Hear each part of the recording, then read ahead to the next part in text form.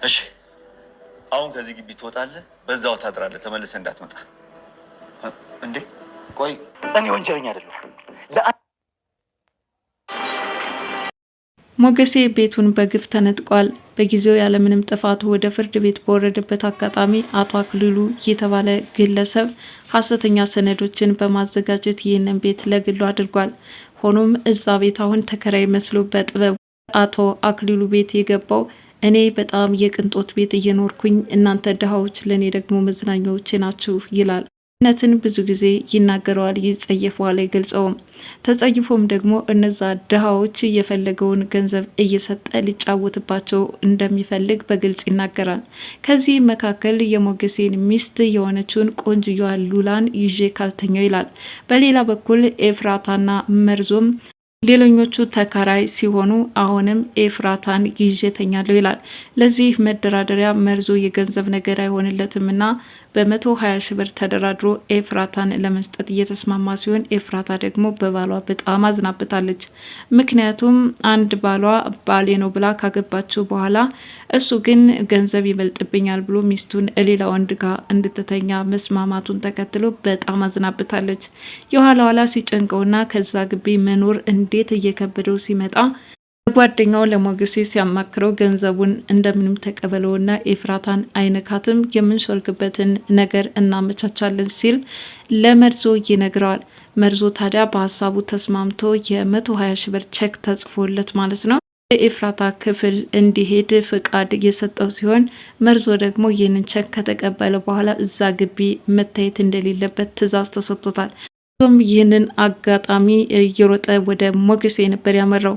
ሞገሴ ከዛ ክፍል እየኖሩ በነበሩበት ሁኔታ አንዲት በስቃይ ከአንድ ክፍል ተቆልፋ የምትውል የምታድር ሴት እንዳለች ተረድተዋል። ስለዚህ ያችን ሴት ለማዳን ወደ ተቆለፈው ክፍል አመርተዋል ማለት ነው። እናም ከዚህ ሰውዬ ብሩንም ተቀብለው ያችንም ልጅ ይዘው ለመውጣት እቅድ ያወጡ ይመስላሉ። በቀጣይ ክፍል እቅዳቸው ተሳክቶላቸው ይች ልጅ ከዛ ሲኦል ህይወት ያወጧት ይሆን? በዚህ ክፍል ከበድ ያሉ ወንጀሎችን ይዞ የተከሰተው ሰገን ድራማ ምን አዲስ ነገር አለ? በዚህ ድራማ ክፍልስ እነማን ተሳተፉበት? እንግዲህ ሞገስና ሉላ በምሳሌ ድራማ የምናውቃቸው ሲሆኑ ተጨማሪም መርዞና ኤፍራታ ይገኙበታል ማለት ነው። ታዲያ በዚህ ድራማ ክፍል እንግዲህ ግፍ የተሰራበት ሞገሴ አሁንም ስቃዩ እየበዛ መጥቷል። ከንብረት ከሀብቱ መነጠቅ በስተጀርባ ደግሞ ሚስትህን ካልነጠቅኩ እያለ ያለው አክሊሉ በጣም ነገሩን እያከበደውና ለመቀበል ራሱ የከበደው ይመስላል። ታዲያ ኑሮ ለትለት እየከበዳቸው የመጣቸው ሉላም እዚህ ቤት ባንሰለበት ደስ ይለኛል፣ ለምን የራሳችንን ቤት ተከራይተን አንወጣም እያለች ነው ያለችው። ሞገሴ የነሱ ቤት እንደሆነና ለአመታት ለፍቶ ደክሞ እየሰራው እንደሆነ በልቦናው ይናገር እንጂ ለሉላ ግን አልነገራትም። የኔ ቆንጆ እዚሁ እንወልዳለን፣ እዚሁ እናረጃለን፣ እዚሁ ልጆቻችን እናሳድጋለን እያለ የወደፊት እቅዱን እያመቻቸ ሲሆን አሁን ያንን ቤት ሀብሎ ክስ በመጀመር የራሱን ንብረቱን ለማስመለስ ለፋ ያለበት ሁኔታ ነው። አከራይ ተብዬው ግን ምን ያህል ቋሽሻቸውና ለግቢው የማይመጥኑ ሰዎች እንደሆኑ ነው አስሬ ያልሆነ ነገር የሚናገረው። መጀመሪያ ሞገሴ ምንም ባልሰራው ወንጀል ፖሊስ ያሳድደው ገብቷል። ይሄኔ ሽጉጡን አቀባብሎ አሁን እደርስበት ሲል ነገር ግን ፖሊሱ በሞገሴ ቁጥጥር ስር ሊውል ችሏል። ሆኖም ከዛፍ ጋር አስሮት ሰንሰለት እጆቹ ተጠፍረው በነበሩበት አጋጣሚ አንደኛው ጓደኛው ይመጣል ማለት ነው። ጓደኛውም ወደ ፖሊሱ ሊተኩስ ሲል በፍጹም እኔን አድኖኛል፣ ስለዚህ እሱ ላይ የሆነ ጉዳት እንዳታደርስበት እፈልጋለሁ በማለትም ያንን ሰው ተከላክሎ እጆቹን ከካቴና ሊያወጣል ይችላል። የኋላ ኋላ ለዚህ ፖሊስ የደረሰበትን ግፍ አንድ ባንድ ያስረዳዋል። እኔ በጭራሽ ወንጀለኛ አይደለሁም፣ ይልቁንስ በፍትህ መጓደል እኔ ወደ ፍርድ ቤት የተወረወርኩኝ ምንም አይነት ፍትህ እያላገኘው ገንዘቤንና ሀብት ንብረቴን ያጣው ነኝ በማለት በዝርዝር ያስረዳዋል። አሁን ከዛ ፖሊስ ጋር በመመሳጠር የግድ የተቀማውን ቤት ፋይል መክፈት እንዳለበትና ወደዛም ኗሪ መስሎ ድምፅን አጥፍቶ መግባት እንዳለበት ይመካከራል። ይህ ሰው ማለትም ሞገሴን ኛ ነው ብሎ ሊያስረው የነበረውን ሀሳቡን ቀጥታ በመቀየር ከሞገሴ ጎን ይቆሙለታል። ሞገሴ ቀጥታ ወደ ቤቱ ነበር ያመራው። ከግቢውም የጠበቀው ይኸው ነገረኛው አቶ አክሊሉ ነው። አቶ አክሊሉ ስትወጣ ስትገባ እያለ ብዙ ማስጠንቀቂያዎች ተቀምጠውበታል። በስነ ስርዓት መጠበቅና እንዲሁም ሲወጡ ሲገቡ ቁልፍ ተቆልፏል፣ እንዲሁ ዝም ብሎ መውጣትና መግባት የለም የሚል ማስጠንቀቂያዎችም ተጨምረውበታል።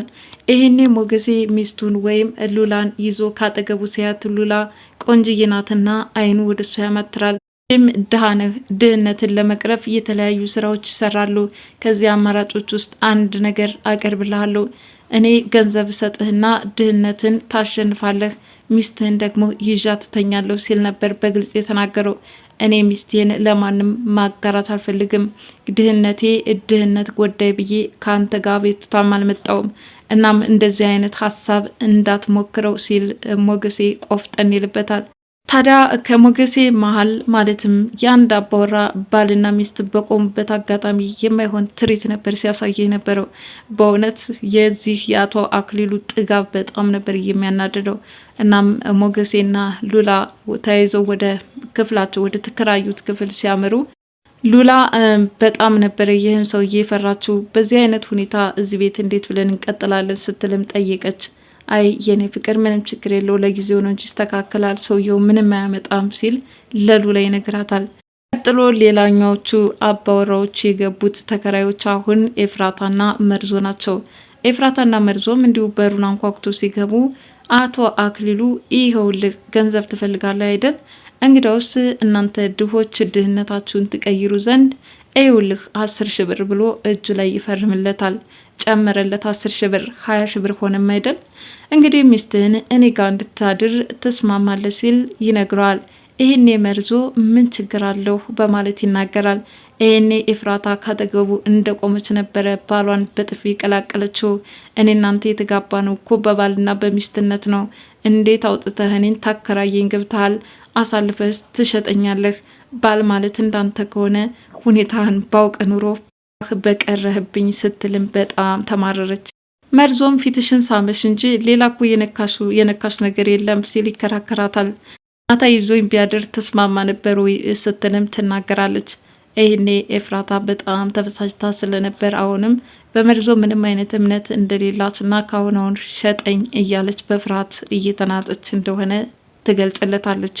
የመርዞና የአቶ አክሊሉ ድርድር አሁንም እንደቀጠለ ነው። በ20 ሺህ ብር ብቻ የሚያቆም አይደለም፣ 100 ሺህ ብር ይጨመርሃል። በ120 ሺህ ብር እና ሚስትህን አሳልፈ ለአንድ ቀን ብትሰጠኝ ምን ትጎዳለህ ሲል ያሳሰዋል። ይሄን መርዞ ይህን ማግኘት ነው በጣም እስማማለሁ ሲል እንደተስማማ ይገልጻል። ከዚህ ቀጥሎ ግን እያስጨነቃት ያለው ኤፍራታ አሁንም አንተን ማመን ተስኖኛል በማለት ለመርዞ ስትነግረው መርዞና ሞገሴ ደግሞ ተገናኝተው ስለ አቶ አክሊሉ ሁኔታ እያወሩ ነበር። በጣም እየጨነቀኝ ነው፣ ኤፍራታን ከኔ ጋር ካላደረች እያለኝ ነው፣ ምን ላድርግ ሲል ጠይቀዋል። ሞገሴን በቃ ተው ምንም ችግር የለው፣ እኔ እናንተ ከተመካከርን ገንዘቡን ተቀበለውና ኤፍራታን ምንም አይነካትም፣ ተቀበለውና የሆነ ነገር እናደርጋለን ሲል ሀሳብ ያቀርብለታል። በዚህ መሰረት እንግዲህ መርዞና አቶ አክሊሉ ተገናኝተው 20 ሺህ ብር ሲሰጠው 20 ሺህ ብር ብቻ በ120 ሺህ ብር ኮን የተነጋገር ነው ሲለው ያኔ እንዴ በቃ የአመቱን የቤት ኪራይ ትቼላቸዋለሁ በማለት ይመልሳል። ግን ተጠቅመህ ዛሬ ውጡ ብትለይ በምናምን አለው። ስለዚህ ገንዘቡን አሁን ካመጣ አምጣ በማለትም ይጠይቀዋል። አክሊሉም የ100 ሺህ ብር ቸክ በመጻፍ ይስማማሉ። አሁኑኑ ግቢውን ለቀህ ውጣ፣ ሚስትን ከዚህ በኋላ አታገኛትም ሲል የነገረው ሲሆን ወደውኑ መርዞም እየሮጠ ወደ ሞገሴና ያመራው። ሞገሴና መርዞ ያቺ የታሰረችውን ሴት ፍለጋ ከአንዱ ክፍል ወደ አንዱ ክፍል ሲኳትኑ ቆይተው በመጨረሻም እየታገተችበትን ቦታ ደርሰውበታል ማለት ነው። በሩን ለመክፈት እየታገሉ ነው። በተለይ እዛ ግቢ እያስፈራቸው ያለው ያቺ እየተደበደበች ያለችው ምስኪን ሴት ናት። ለማንኛውም እንግዲህ የነ ሞገሴ እዛ ቤት መኖር ቤቱን ማስመለስ ብቻ ሳይሆን ይህን ወንጀለኛ የሆነውን አቶ አክሊሉን ለማጋለጥ ሁኔታ ይፈጥራሉ ብዬ ማስባለሁኝ። የአቶ አክሊሉ ቅዠት ከአቅም ያለፈና በተለይ በድህነት ሲንጠባረር ባልሰራው ቤት ራሱን እንደ ሀብታም እየቆጠረ እነ ሞገሴን ከአልጋ ልብኳቸው ማለቱ ሞገሴን ላልሆነ ንዴትና ብስጭት እየዳረገው መጥቷል። ለማንኛውም አሁን ላይ ሉላ እንግዲህ በቀጣይ ክፍል አዲስ ነገር እስከምንመለከት ድረስ ለዛሬው ሰገን ድራማ ይህንን ይመስል ነበረ። በቤቱ ተከራይ ሆኖ የገባው የሞገሴ መጨረሻ ምን ይሆን? ጅምሩ ይሄ ድራማ በጣም ደስ ይላል። እየቆየ ካላስጠላ በስተቀር እንድትከታተሉት ሪኮመንድ አድርጋችኋለሁ። ለዚህ ቻናል አዲስ የሆናችሁ ሰብስክራይብ ያላችሁ ቤተሰብ ሁኑ። አመሰግናለሁ።